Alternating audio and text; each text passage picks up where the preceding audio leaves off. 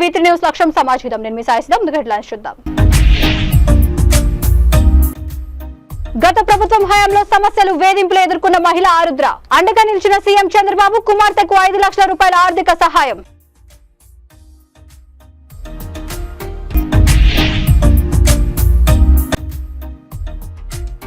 ఓ case వ్యవహారంలో డబ్బులు demand చేసిన ఇన్స్పెక్టర్ సుధాకర్ 3 లక్షలు లంచం తీసుకుంటుండగా రెడ్ హ్యాండెడ్ గా పట్టుకున్న పోలీసులు.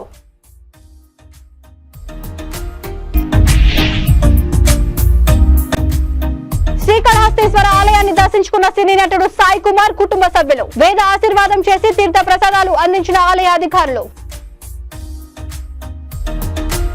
ఆసిఫ్ నగర్ పోలీస్ స్టేషన్ పరిధిలో ఓ యువకుడిపై హత్యాయత్నం చేశారు. కుతుబుద్దీన్ అనే యువకుడిపై కత్తులతో పొడిచి గుర్తు తెలియని వ్యక్తులు పారిపోయారు. ప్రాణాపాయ స్థితిలో ఉన్న యువకుడిని స్థానికులు మెహదీపట్నం నాలానగర్ లోని ఆలివ్ ఆసుపత్రికి తరలించారు. పోలీసులు కేసు నమోదు చేసి దర్యాప్తు చేస్తున్నారు.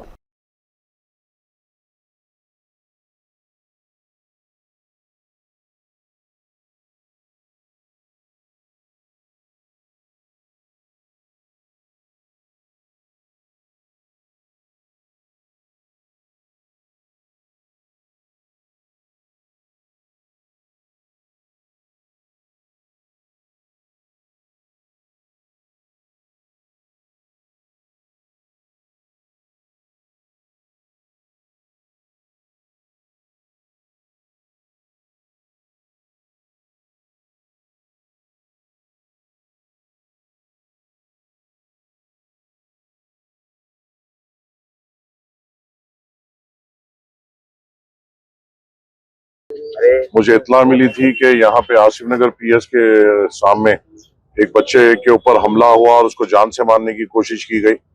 जैसा इत्तला मिली हम लोग यहाँ पे पहुंचे तो पता चला कि ये जो बच्चे के ऊपर जो जानलेवा हमला यहाँ पे किया गया उसका नाम कुद्दूस है और वो गंगाबोली में रहने वाला है और कुतुबुद्दीन और कुतुब और जब हम लोग यहाँ पे आए तो उसको ऑलिव हॉस्पिटल में लाया गया था और इमरजेंसी वार्ड में रखा गया था।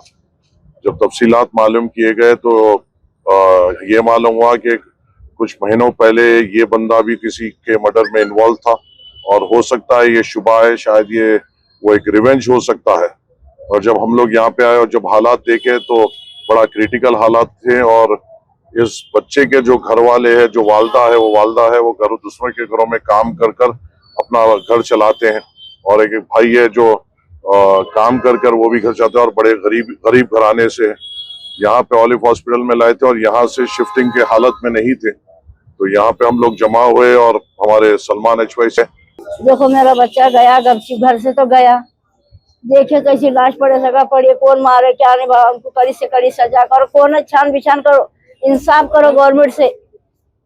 मैं उम्रवादी हूँ, देखो होना बोल को करे बच्चे से काटना, पहले मारे नहीं करे नहीं, जब ये साथ करके जाफर उन्होंने सब नामा भर को लिए, जाफर और वह क्या की नाम उसका है एक का नाम शेरू का बेटा, उन्होंने बोल को फंसाए थे, उनको झूठे बातों को फंसा को बच्चे को अंदर कर को 3 साल 10 महीने 3 महीने 10 दिन सजा काटे। वही कामा आ जाएंगे, जब कामा आता बड़ को पैसे ला को छुड़ा ही नहीं बोल को नहीं। अब ये लोग ऐसा करते से मुझे क्या मालूम था। అమలాపురంలో స్థలం విక్రయంలో కాకినాడకు చెందిన ఆరుద్ర గత ప్రభుత్వ హయాంలో ఎన్నో సమస్యలు వేధింపులు ఎదుర్కొన్నారు. ఇప్పటికీ ఇబ్బందులకు గురిచేసి కోర్టుల చుట్టూ తిప్పుతున్న విషయాన్ని వెలగపూడి సచివాలయంలో ఆరుద్ర తన కుమార్తెతో కలిసి వచ్చి సీఎం చంద్రబాబుకు గోడు వినిపించారు. తన కుమార్తె సాయిలక్ష్మి చంద్రకు వెన్నులో కణితి ఏర్పడడంతో తీవ్ర అనారోగ్యం పాలైందని, బిడ్డ వైద్య ఖర్చుల కోసం ఆస్తులు అమ్ముకునే ప్రయత్నంలో ఎదురైన కష్టాలను ఆమె వివరించారు. సీఎం ఎదుట తన ఆవేదన వ్యక్తం చేశారు. వెంటనే సీఎం స్పందించి 5 లక్షల రూపాయలు ఆర్థిక సాయం ప్రకటించారు. ప్రతి నెల 10,000 రూపాయలు పెన్షన్ అందించనున్నట్లు తెలిపారు. కోర్టులో ఉన్న స్థల వివాదంపై ప్రభుత్వ పరంగా ఎంతవరకు సాయం చేయవచ్చో అనేది పరిశీలన చేసి అండగా ఉంటామని ముఖ్యమంత్రి భరోసా ఇచ్చారు.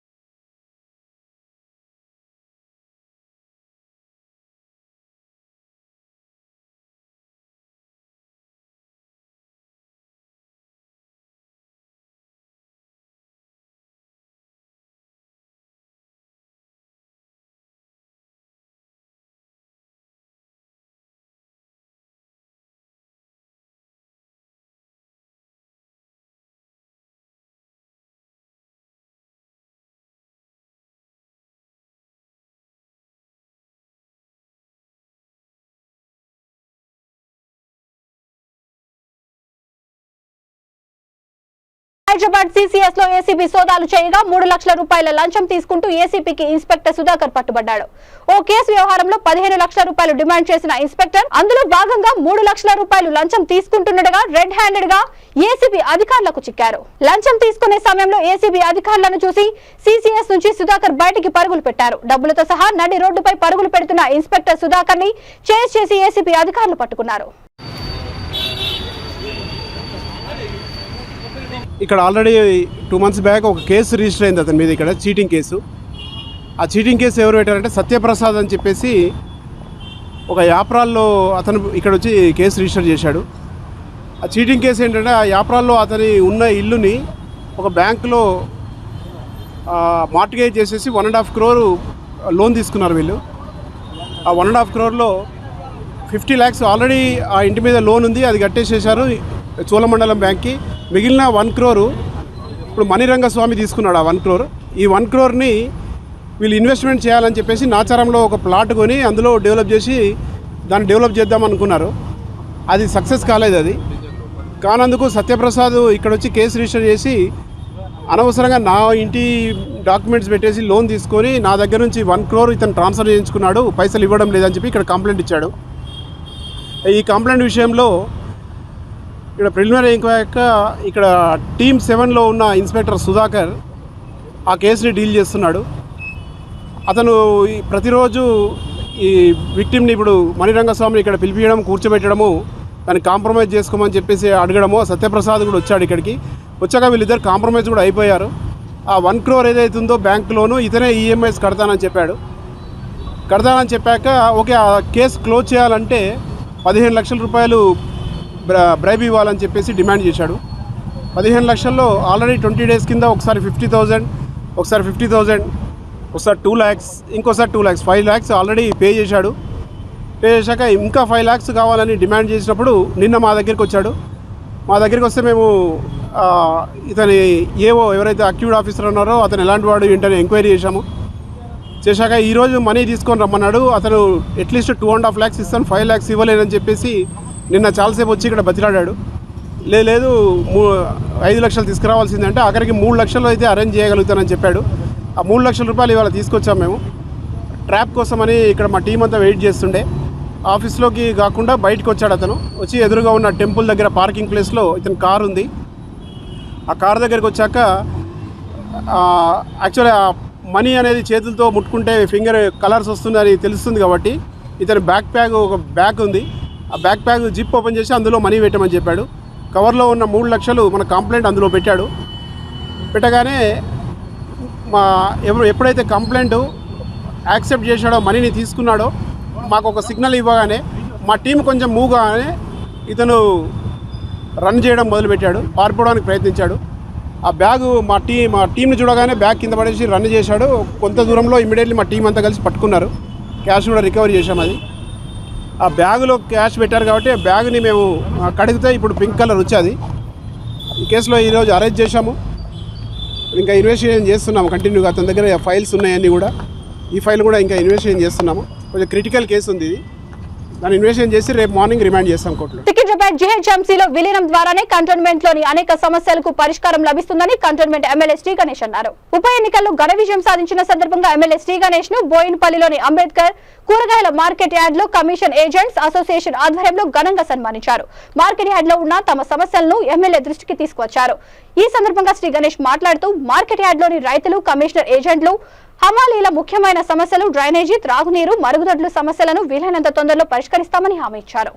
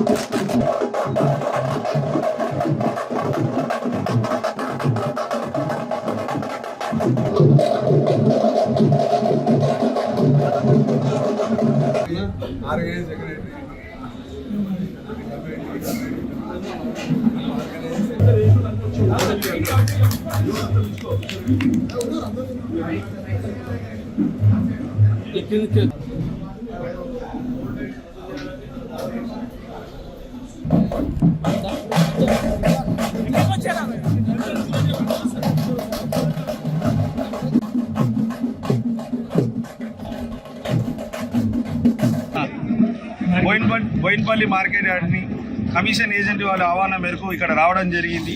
వాళ్ళతోటి కలిసి సాధక బాధకాలు వినడం జరిగింది. వాళ్ళ అవసరాలు ఏంటి, వాళ్ళ సమస్యలు ఏంటి, పరిస్థితి ఏంటని వాళ్ళు వివరించడం జరిగింది. ఎన్నో సంవత్సరాల నుంచి వారు చెప్తున్నారు drainage issue, drinking water issue ఉందని. గతంలో కూడా ఎన్నోసార్లు వాళ్ళు రిప్రజెంటేషన్ ఇచ్చినా కూడా సమస్యలు పరిష్కారం కాలేదని చెప్పడం జరిగింది. కావున ఇప్పుడు మనందరి ప్రభుత్వం ఉంది, కాంగ్రెస్ ప్రభుత్వం. ఈ పాలనలో ప్రతి ఒక్కరికి మంచి జరుగుతుంది, మేలు జరుగుతుంది. ఈ సమస్య కూడా రాష్ట్రంలో మార్కెట్లలో ఒకలాగుంటే మన కంటోన్మెంట్లో మన గౌరవించే విషయం ఏంటంటే మార్కెట్ యార్డ్ ఉండడం. అలాంటి మార్కెట్ యార్డ్కి ఈ సమస్యలు ఉండడం బాధాకరం.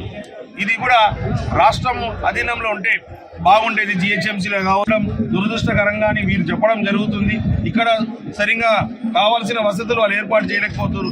అందు గురించే మీరు గత ఎలక్షన్లో కావచ్చు ఎన్నో రోజుల నుంచి మేము కంటోన్మెంట్ సివిల్ ఏరియాని జిహెచ్ఎంసీలో మెర్జ్ చేస్తేనే సమస్యలు పరిష్కారం అవుతుంది చెప్తున్నాయి. అది కూడా మెర్జ్ అయితేనే వీళ్ళకు కూడా సమస్య పరిష్కారం అవుతుంది. మెర్జ్ అయినా కాకుండా అది జరగాల్సిన ప్రక్రియ జరుగుతుంది. రాష్ట్ర ప్రభుత్వం నుంచి అయినా నిధులు తీసుకొచ్చి ఇలా డ్రైనేజ్ ఇష్యూ, త్రాగునీటి ఇష్యూ రిజాల్వ్ చేస్తాం. లేకుంటే సంబంధిత మంత్రివర్యులైనా తీసుకొచ్చి ఒకసారి వారు కూడా చూపించి వివరించి వారి దృష్టి కూడా తీసుకొచ్చి వాళ్ళ నిధుల నుంచి అయినా డెవలప్మెంట్ చేస్తాం.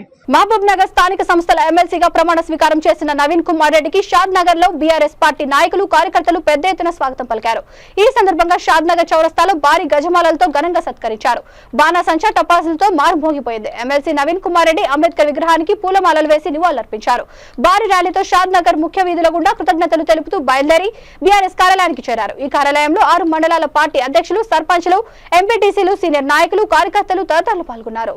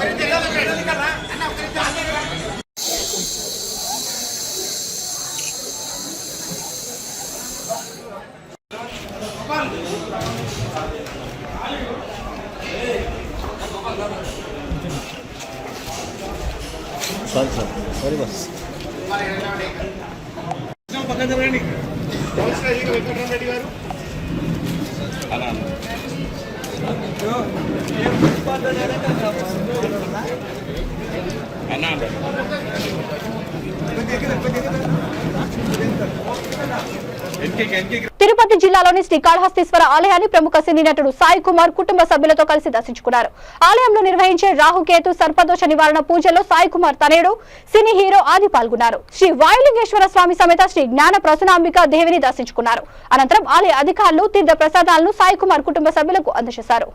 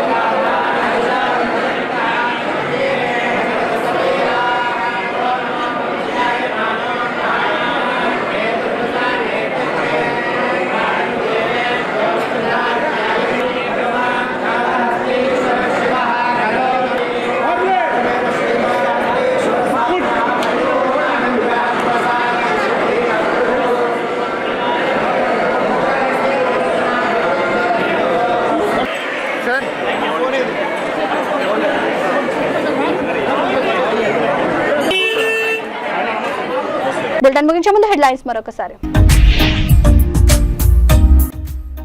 గత ప్రభుత్వం హయాంలో సమస్యలు వేధింపులు ఎదుర్కొన్న మహిళ ఆరుద్ర అండగా నిలిచిన సీఎం చంద్రబాబు కుమార్తెకు 5 లక్షల రూపాయల ఆర్థిక సహాయం.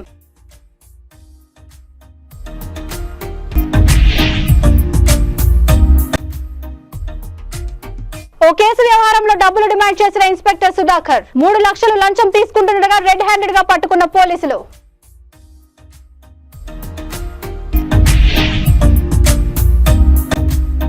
శ్రీకాళహస్తీశ్వర ఆలయాన్ని దర్శించుకున్న సినీ నటుడు సాయి కుమార్ కుటుంబ సభ్యులు వేద ఆశీర్వాదం చేసి తీర్థ ప్రసాదాలు అందించిన ఆలయ అధికారులు. ఈ బులెటిన్ ఇంతటితో సమాప్తం. మరొక బులెటిన్తో మళ్ళీ కలుద్దాం. అంతవరకు చూస్తూనే ఉండండి V3 న్యూస్. లక్ష్యం సమాజహితం.